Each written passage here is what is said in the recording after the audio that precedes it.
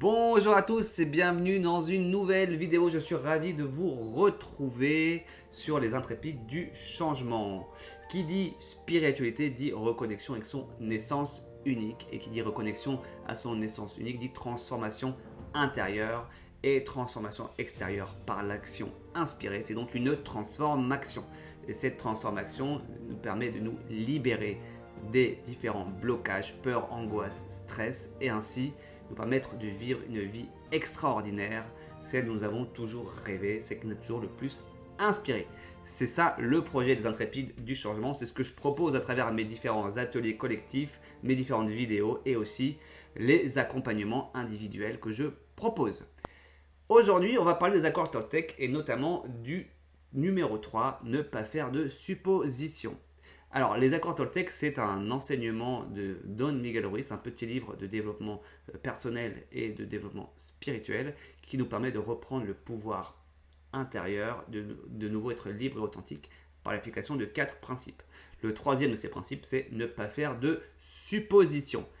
Alors, qu'est-ce qu'une supposition? Une supposition, c'est émettre une intention, prêter une intention sur un acte, une parole, un geste, une attitude de quelqu'un. Et plus globalement, c'est imaginer une explication sur un événement, une situation qu'on peut observer, entendre.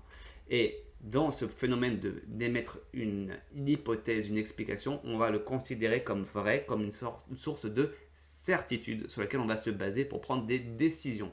Les suppositions sont donc des éléments qui vont grandement influencer notre quotidien en bien ou en mal, généralement plus en mal qu'en bien. Par exemple, imaginons qu'à un repas de famille, une personne ait envie de chanter et elle suppose que les gens ne vont pas apprécier, ils vont être dérangés, ils vont la critiquer, elle ne le fasse pas. Alors que si elle avait fait, il se trouve que les gens auraient grandement apprécié ce moment, ça les aurait réconfortés, ça leur aurait fait rire, ils l'auraient félicité, ils lui auraient donné vraiment beaucoup d'amour et de gentillesse et cette personne aurait peut-être pris une nouvelle direction, de nouvelles décisions dans la suite de sa vie suite à cette intervention. Vous voyez à quel point les suppositions peuvent influer grandement sur ce que nous faisons et sur les choix que nous faisons au jour le jour. Les suppositions, elles sont vraiment à tous les niveaux. Elles se trouvent donc au niveau personnel, au niveau familial, au niveau amoureux, au niveau professionnel. Et on va tout le temps se baser sur ces suppositions pour faire des choix et prendre des décisions. Alors, on peut en prendre d'autres, des exemples. Par exemple, dans les couples, le fait d'imaginer que l'autre sait ce dont on a besoin va générer beaucoup de tension, puisque quand on va se retrouver déçu face au fait que la personne n'a pas agi tel qu'on imaginait qu'elle aurait dû agir, puisqu'elle est censée savoir ce qu'on avait nous en tête, et ben on va générer une tension. Alors qu'on base sur une simplement supposition qui est l'autre sait ce dont j'ai besoin et va agir en conséquence. C'est une hypothèse qu'on tient pour vraie. Et une autre supposition qui est les autres agissent comme moi j'agis.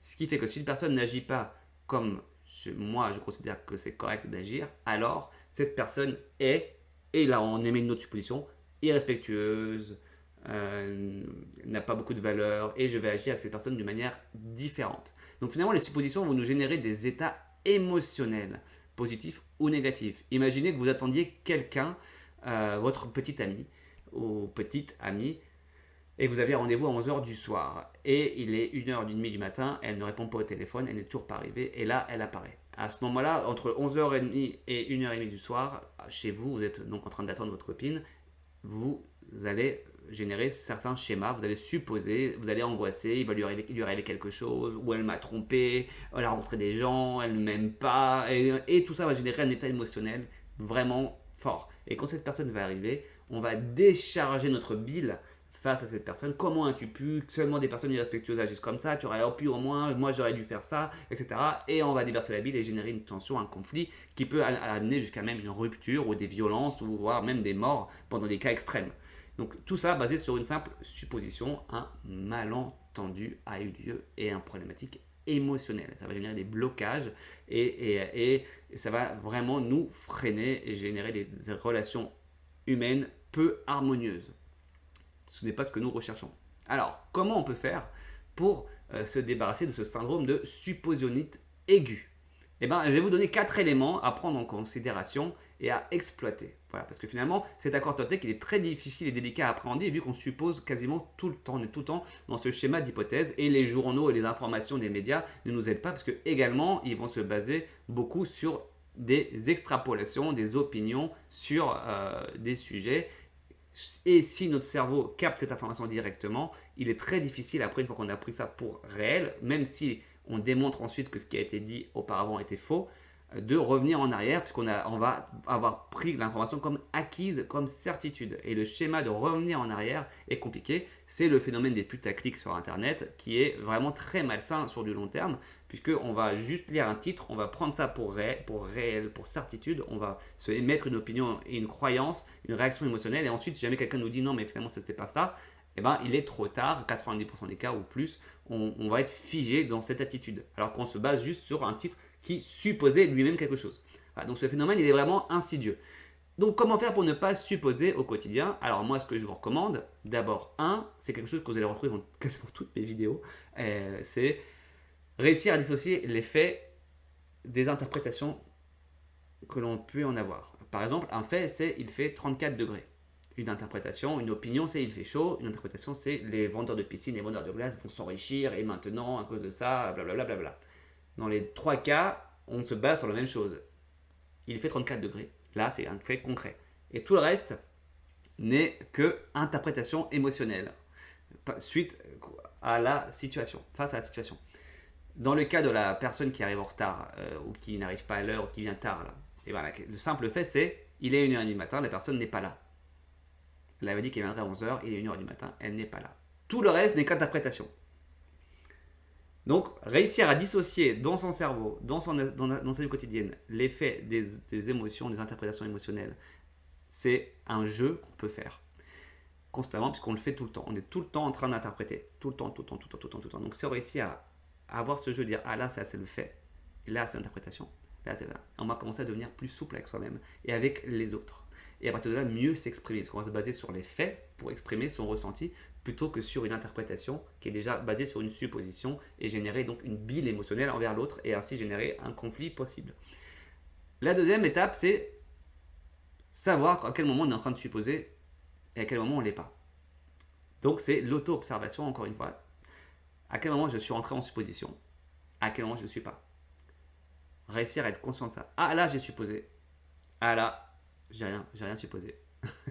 Et ça aussi, c'est un jeu intérieur qu'on va petit à petit prendre et ça va nous donner du recul par rapport à nous-mêmes. Ça va nous permettre de nous observer, de nous comprendre et de mieux comprendre aussi les autres, et d'avoir plus de compassion, de tolérance, d'avoir, comme on dit dans le bouddhisme tibétain, plus d'espace. Et qui dit plus d'espace, ça va nous permettre d'avoir plus de liberté intérieure, donc de générosité. Le troisième élément, donc, c'est savoir se remettre en cause, en question, puisque finalement, la plupart de nos décisions, une bonne partie, ont été prises suite à des suppositions. La plupart de nos conflits émotionnels sont aussi basés sur des suppositions et des compréhensions qu'on a face à une situation.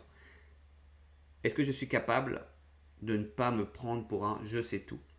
Est-ce que je suis capable de remettre en question et savoir si ce que j'ai pris comme opinion n'est qu'une hypothèse ou un fait ou une supposition? Voilà, à partir de là, quand vous avez réussi à vous regarder et prendre des meilleures décisions, vous allez pouvoir également dénouer des conflits émotionnels que vous avez à certaines personnes, ou même par rapport à vous-même, pour réussir à pardonner. Parce que par exemple, imaginons que vous avez un conflit avec votre petite amie, et vous dire bah oui, mais je suis en colère parce qu'elle aurait dû agir comme ça. Le elle aurait dû, c'est je suppose que une personne doit agir comme ça. Donc on est là dans une supposition de comment doivent être les personnes et comment elles doivent agir, penser, réfléchir. Et là, c'est une sorte de violence mentale. Au lieu d'être simplement le fait qui est elle a agi comme ça, comment je réagis face à cet acte. C'est différent. Cet acte, qu'est-ce que ça m'a généré? Et là, exprimer. Je me suis senti comme ça par rapport à cette situation et non pas par rapport à ce qu'est la personne. Et on n'est plus dans la supposition. On se détache de la supposition et ça nous rend libre. D'accord? Donc, c'est savoir se remettre en question. C'est aussi savoir à quel moment on a pris pour réel nos propres suppositions. Et enfin, la numéro 4, c'est savoir poser des questions quand on n'est pas sûr, qu'on sait qu'on n'a pas toutes les informations. Comprendre qu'on n'a pas toutes les informations, à un moment donné, c'est normal. Et savoir poser des questions, c'est aussi partie du processus. On ne peut pas avoir de réponse si on n'a pas de bonnes questions. Ça, c'est un enseignement spirituel très profond. On ne peut pas trouver sa voie si on ne la cherche pas. On ne peut pas avoir notre réponse si on n'a pas posé la question. Et ça, c'est vraiment quelque chose qu'il faut savoir. C'est est-ce que là, à cet instant T, j'ai toutes les informations ou est-ce que je peux poser la question? Il faut dire, ah, tu arrives en retard, est-ce que tu peux m'expliquer pourquoi je ne comprends pas? Au lieu de dire tu es en retard, c'est parce que tu es quelqu'un d'irrespectueux, je savais, tu es toujours comme ça, tu es une personne comme ça, etc. Alors on est complètement figé, on n'est plus ouvert, on est fermé, on est complètement persuadé d'avoir raison. Alors que si on se reste ouvert, on pose la question de voilà, je n'ai pas l'information, qu'est-ce qui s'est passé? Ah d'accord, à partir de là, on peut établir un dialogue. Voilà, et on n'est plus donc dans la supposition, mais vraiment dans les faits réels. Maintenant, il ne reste plus qu'à l'appliquer, comme d'hab. Je vous laisse revisionner la vidéo, me poser des questions par commentaire. Et si jamais vous souhaitez aller plus loin pour reconnecter votre essence unique et pouvoir vraiment mener des vies extraordinaires en appliquant ce genre d'enseignement au quotidien, n'hésitez pas à me contacter pour qu'on puisse en discuter. Je vous souhaite une excellente journée, matinée, soirée en fonction du moment où vous regardez cette vidéo. Et je vous dis à la semaine prochaine pour une nouvelle série de vidéos transformationnelles. À la semaine prochaine!